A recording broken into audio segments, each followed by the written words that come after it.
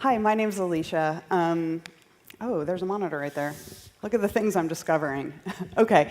I'm really excited to be here. Thank you so much for having me. It's an absolute pleasure to be here and to be on the stage and meeting all of you and kicking this thing off. So I know that you're all here today because you want to talk about the future, and we will absolutely do that.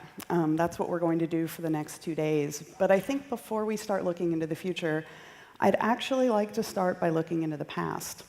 I think about 31 years should do it. Some of you might not remember 1985. That might be because you were very young or not born, or that might be because you had way too much fun.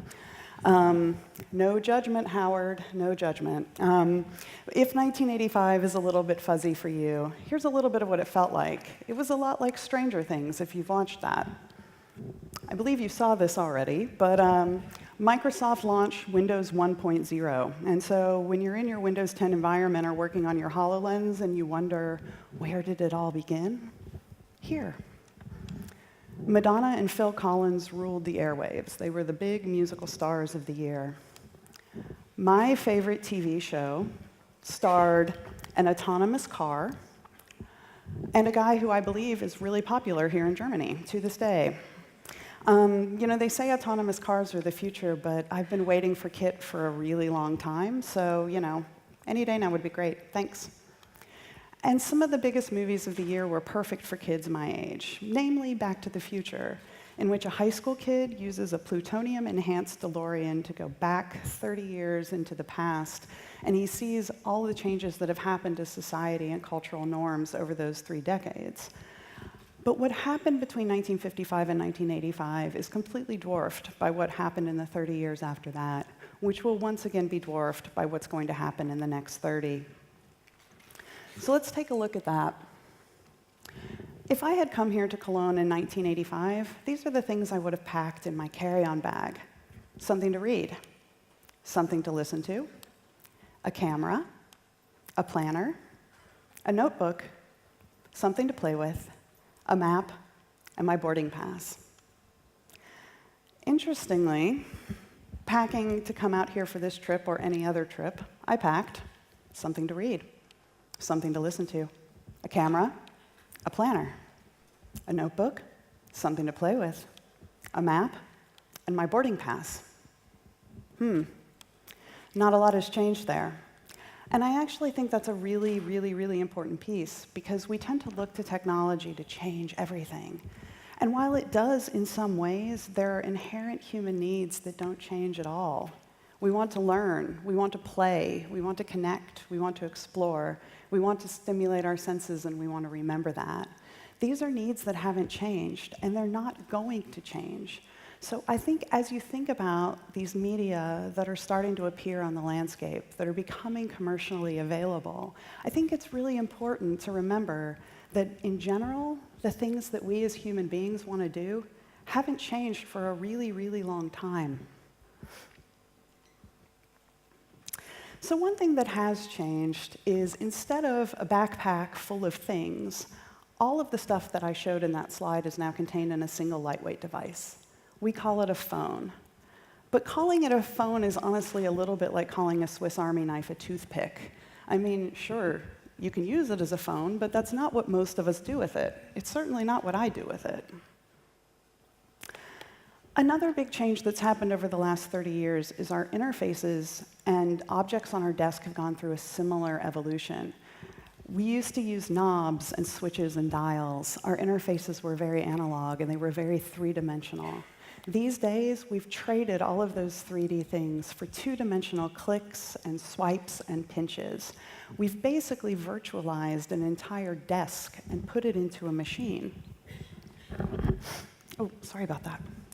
But what I think you might not have realized is that any time you're interacting with data, any time you're looking at a computer or a screen, whether it's your phone, a tablet, a projection on a wall, an ATM, it doesn't matter. Anytime you're doing that, you're actually leaving physical space to focus on screen space. Now, I'm not saying your body moves, because it doesn't. It hasn't. But what does change is your focus and your awareness, and even more importantly, the expectations you have in that space. the physics of screen space are very different than the physics of real space. Oh, wrong button. So anytime you're doing anything on a computer, whether you're shopping online, arguing on Reddit, emailing your boss, FaceTiming with your family, swiping right on Tinder, or following Heidi Klum on Twitter, anytime you're doing those things, I'm usually watching cartoon cat videos. I said no judgment. You guys have to be nice to me, too. When you're doing any of these things, you've actually left the physical space focus, and you're focusing on screen space. This is going to change, and I think it's incredibly important that we all understand that. You see, even if you're multitasking through a meeting, texting while driving, or like this gentleman in the slide, being really cavalier with your personal safety while walking down a street in New York City, we are switching between screen space and real space all the time. We do it so often that we don't even realize that we're doing it. It's just at a faster rate. There we go. So when we move between paradigms, we're leaving things behind. We allow these glowing rectangles to mediate our lives. They control us. If you think I'm wrong, put your phone away for a couple of hours and see how much extra time and extra focus you have. They absolutely control us. And this is, as we move away from screens and start bringing content into our lives and into our worlds, this is going to change.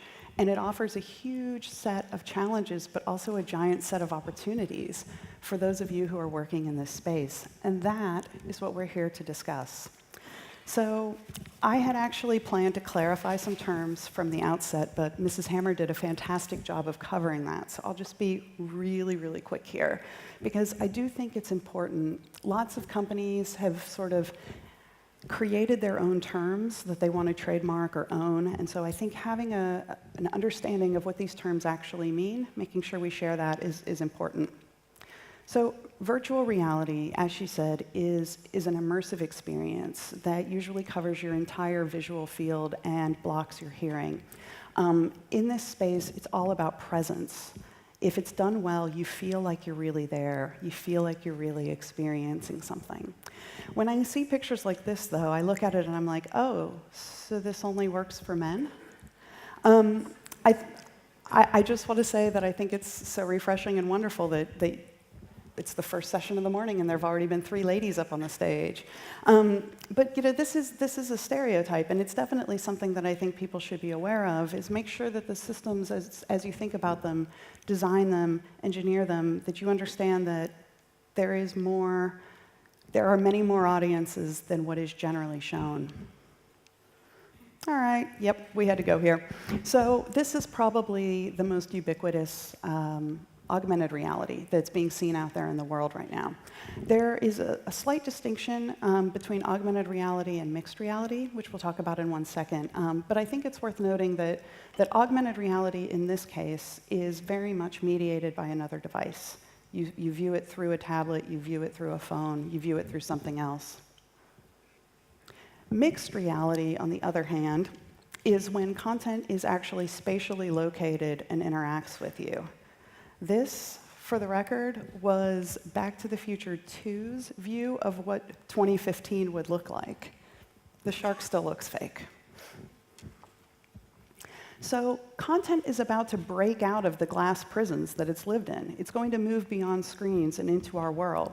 That's going to change a whole lot of things. It's going to bring us levels of mobility and personalization that we've just simply never seen before. But it also means that a lot of the interaction paradigms that we've created aren't going to make sense anymore. This is Take On Me from a-ha, which was a music video from 1985, in which this real-life girl tries to interact with this comic book Swedish pop star.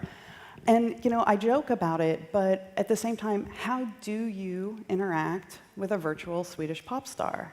How do you pet a virtual cat? How do we make virtual and digital content feel integrated into our lives? These are the big questions.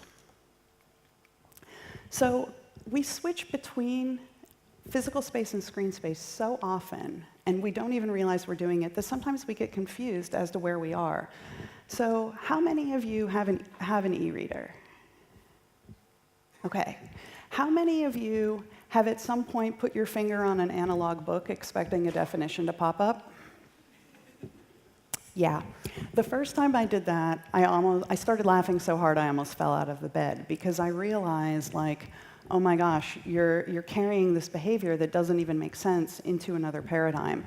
So in general, when people do this, when they have these moments, you might see a kid looking at a magazine, trying to make a picture larger. Like, when we have these moments, this is showing the cognitive dissonance between our physical and screen modes of dealing and the physics of each of these.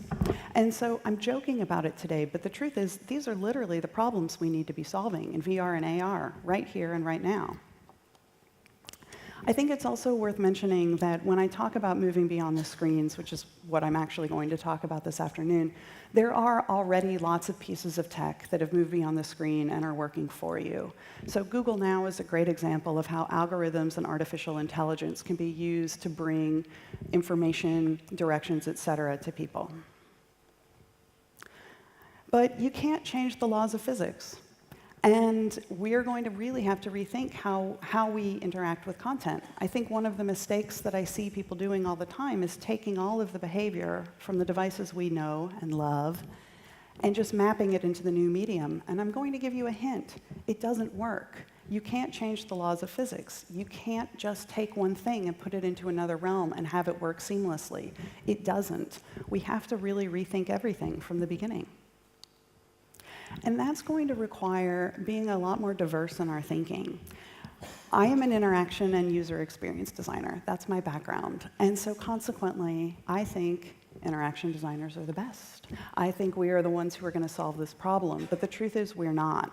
There is no single group of skills that is actually the right package to solve this. It's going to have to be solved together. We need to work with artists and developers and hackers and photographers and kids and senior citizens and people of different abilities. We have to work with people all over the world to solve these problems. It can't be done by you in a cave anymore. Because the things that we're making are more primitive and more visceral than anything we've ever seen before. You no longer have the border of the screen to separate you from content. Things are going to be happening in your eyes. You're going to feel these things in your body and in your mind. And so we have to be a lot more careful with what we do with that. Because screens, where we're going, we don't need screens. Thank you.